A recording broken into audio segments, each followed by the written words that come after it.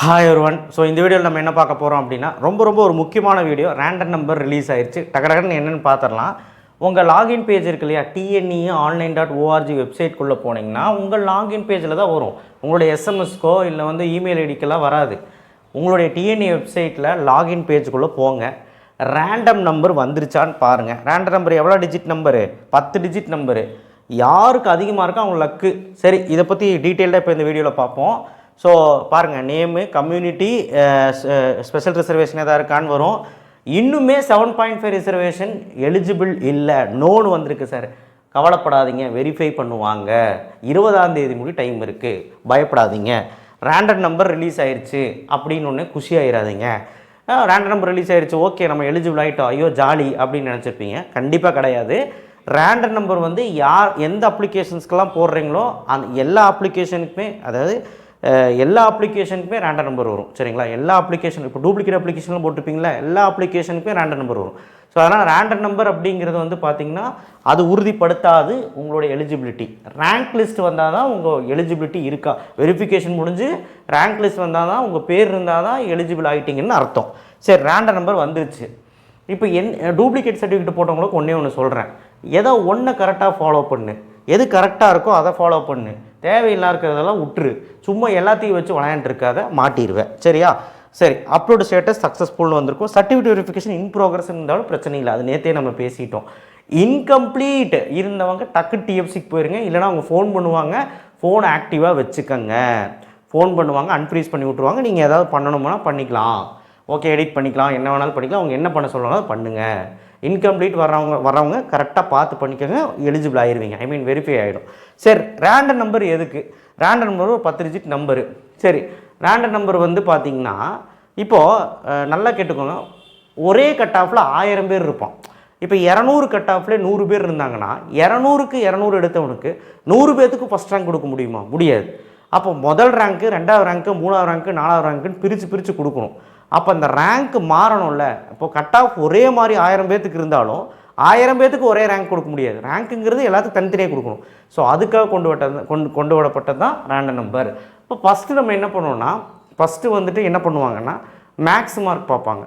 So அந்த 1000 பேர்த்துலேயும் maths எவன் ஃபஸ்ட்டோ, அந்த மாதிரி மேக்ஸ் எவன் ஃபஸ்ட்டோ அவனுக்கு முன்னாடி ரேங்க் கொடுத்துருவாங்க. இல்லை மேக்ஸ்லேயும் ஒரே மாதிரி மார்க் அப்படின்னா அடுத்து ஃபிசிக்ஸ் மார்க் பார்ப்பாங்க, அதில் முன்னாடி இருக்கவங்க கொடுத்துருவாங்க. இல்லை ஒரே மாதிரி மார்க் இருந்தால் அடுத்து கெமிஸ்ட்ரி மார்க் பார்ப்பாங்க. கெமிஸ்ட்ரிலையும் ஒரே மாதிரி இருந்தது அப்படின்னா கம்ப்யூட்டர் அல்லது பயாலஜி மார்க் பார்ப்பாங்க. அதுலேயும் ஒரே மாதிரி இருந்ததுன்னா பர்த் டேட் பார்ப்பாங்க, டேட் ஆஃப் பர்த் பார்ப்பாங்க. யார் சீனியரோ அவங்களுக்கு கொடுத்துருவாங்க. சரி, டேட் ஆஃப் பர்த்தும் ஒரே மாதிரி இருக்குன்னா அப்போ தான் ரேண்டம் நம்பர். யாருக்கு இந்த 10 டிஜிட் நம்பர் அதிகமாக இருக்கோ, வேல்யூஸ் அதிகமாக இருக்கோ அவங்க முன்னாடி வருவாங்க, மீதி இருக்கவங்க பின்னாடி போயிடுவாங்க. இதுதான் மேட்ரு. ஸோ அப்போது என்ன சார் இவ்வளோ டை பிரேக் ஆகணுமா அப்படின்னு கேட்டிங்கன்னா பாருங்கள், மேக்ஸ்லேருந்து டேட் ஆஃப் பர்த் வரைக்கும் டை பிரேக் ஆகணும். கண்டிப்பாக நான் சொல்கிறேன், எல்லாத்துக்குமே டை பிரேக் ஆயிரும். டேட் ஆஃப் பர்த்லையாவது ஆயிரும். ஸோ எதுலையாவது ஒன்று ஆயிரும், எதுலையாவது ஒன்று டை பிரேக் ஆகிடும். ரேண்டம் நம்பர் யாருக்கு யூஸ் ஆகும்னா வெறும் ஒரு சொன்னால் நம்ப மாட்டீங்க, ஒரு 1% கூட கிடையாது. 1% மக்கள் கூட யூஸ் ஆகாது. ஸோ ஒரு குறிப்பிட்ட ஒரு 1000 பேர், ஒரு 2 லட்சம் பேர் அப்ளிகேஷன் போடுறாங்க அப்படின்னா குறிப்பிட்ட ஒரு 500 பேர் 600 பேருக்கு மட்டும்தான் இது யூஸ் ஆகும். எல்லா டை பிரேக்கும் பண்ணாமல் எல்லாமே ஒரே மாதிரி இருந்து ரேண்டம் நம்பர் அவனுக்கு யூஸ் ஆகும். சரிங்களா? அப்போ ரேண்டம் நம்பர் அந்த யூஸ் ஆகிற பசங்க லக்கு தான். ஏன்னா லக்கி நம்பர்னு கூட சொல்லலாம், அப்படின்னு கூட சொல்லுவாங்க. வேஸ்ட் நம்பர்னு சொல்லுவாங்க சில பேர். லக்கி நம்பர்னால் ஏன்னா டை பிரேக் ஆகி அவன் அதிகமான ரேண்டம் நம்பர் இருக்கனால தானே, ஏதோ ரேண்டம் நம்பர் கடவுளாக பார்த்து கொடுத்தது, அதனால அவன் முன்னாடி போகிறான். ஏன்னா 500 பேர்த்துக்கு முன்னாடி போனால் அது லக்கு தானே. ஏன்னா உங்களுடைய ரேங்க்கு முன்னாடி போச்சுன்னா உங்களுடைய சாய்ஸ் பில்லிங்கில் நீங்கள் வைக்கும்போது என்ன ஆகும்னா உங்களுக்கு தானே ப்ரையாரிட்டி ஜாஸ்தி, உங்களுக்கு தானே கிடைக்கும். ஸோ அதனால் இதான் ரொம்ப முக்கியமாக வைக்குது ரேண்டம் நம்பர்னால. ஸோ ரேண்டம் நம்பர் வச்சு யூஸ் இருக்கான்னா பெரிய யூஸ் கிடையாது, ஆனால் யூஸ் இருக்குது. ஓரளவுக்கு ஏதாவது யாருக்காவது யூஸ் இருக்கும், அவ்வளோதான். தவிர பெருசாக இதில் எதுவுமே கிடையாது. இது வந்துச்சான்னு செக் பண்ணிக்கோங்க. உங்களுடைய ஸ்டேட்டஸில் போய் செக் பண்ணுங்கள். உங்களோட லாகின் ஐடி பாஸ்வேர்டு அடித்து TNE வெப்சைட்டில் செக் பண்ணிக்கோங்க. டெய்லியும் காலையில் இல்லை சாயங்காலம் நான் சொன்ன மாதிரி 2 தடவையாவது செக் பண்ணிகிட்டே வாங்க. அப்போ தான் பார்த்தீங்கன்னா சர்டிஃபிகேட் வெரிஃபிகேஷன் ஸ்டேட்டஸ் கம்ப்ளீட்டட் சக்ஸஸ்ஃபுல்லின்னு தெரியும். 20ஆம் தேதி முடிவு உங்கள் வேலை என்னென்னா லாகின் ஐடி பாஸ்வேர்டு அடித்து ஐடி டிஎன்ஏ வெப்சைட்குள்ளே போயிட்டு டெய்லி காலையிலையும் மாலையிலையும் செக் பண்ணணும். செக் பண்ணாமல் தூங்கிட்டு இருந்தீங்கன்னா அங்கே என்ன நடக்குதுன்னு தெரியாது.